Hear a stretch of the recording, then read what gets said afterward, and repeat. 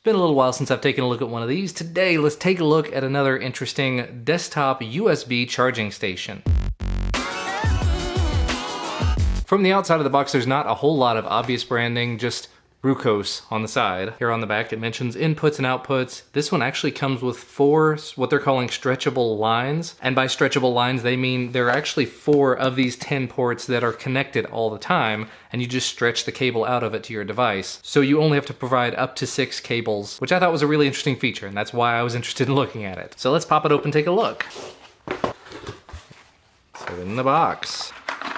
Cables. You have your power adapter there, as well as 4 micro USB cables. A little instruction manual on the bottom there. Shows you how to identify the parts and everything. And of course, last but not least, is the charging station. And interestingly enough, there's actually a plastic wrap all the way around it.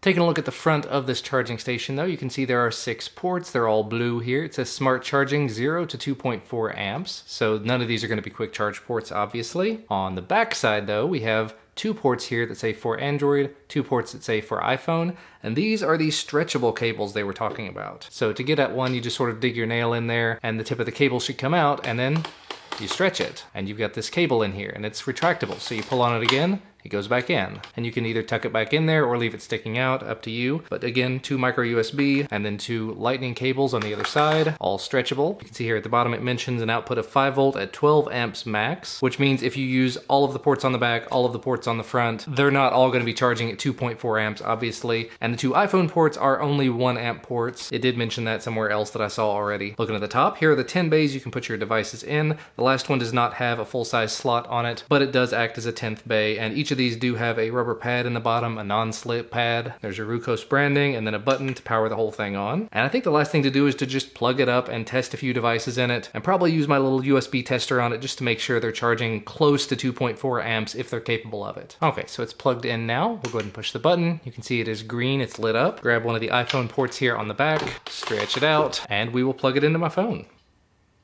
And it says it is charging, so that does appear to be working appropriately. And while it's in use, I can just lay it down like that. If I want to, I could technically let some of the slack back in there. It doesn't have to come all the way out. It has clicks along the way, so when it's all said and done, you just pull it and let go. But there we go. At this point, we are charging. As I'm unbundling one of these micro USB cables, I'm noticing the included cables are only 8 or 10 inches long, but micro USB cables and USB Type-C and lightning cables are generally a dime a dozen, so not a big deal there. And for something like this, short cables are actually kind of a blessing. Let me go ahead and plug in my tablet and we'll see how it charges. And you can hopefully see right here, 5 volts at almost 2 amps there. So it's charging pretty close to 2 amps, and my tablet's not really capable of doing much more than that. If I take an official Apple Lightning cable with an iPad Mini 2, give that a plug in, we'll see what it does.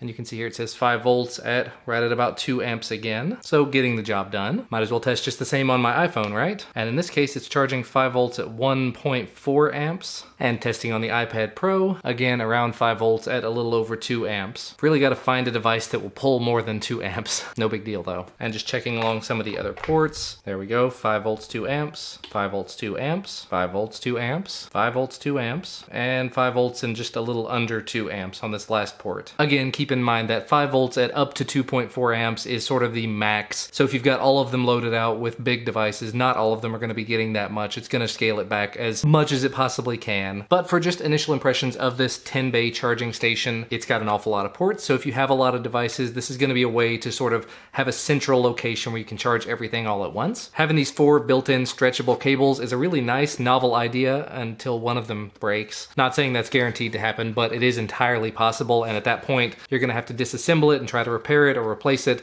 or just do without those ports. But it's a neat feature. It's something I hadn't seen before. And it's nice that it does cover micro USB as well as lightning. That's not something I'd seen before. USB Type-C would be a welcome addition to something like this, as more and more devices do start supporting USB Type-C. But either way, I will leave a link to where you can find this down in the description. It's available over on Amazon for $52.99 the last time I checked. So thanks so much to Roukos for sending this over for me to take a look at. Thanks to you guys for watching. Make sure to hit that thumbs up if you liked it, and subscribe to the channel to get the videos that I release as soon as they become available. And I'll see you again next time.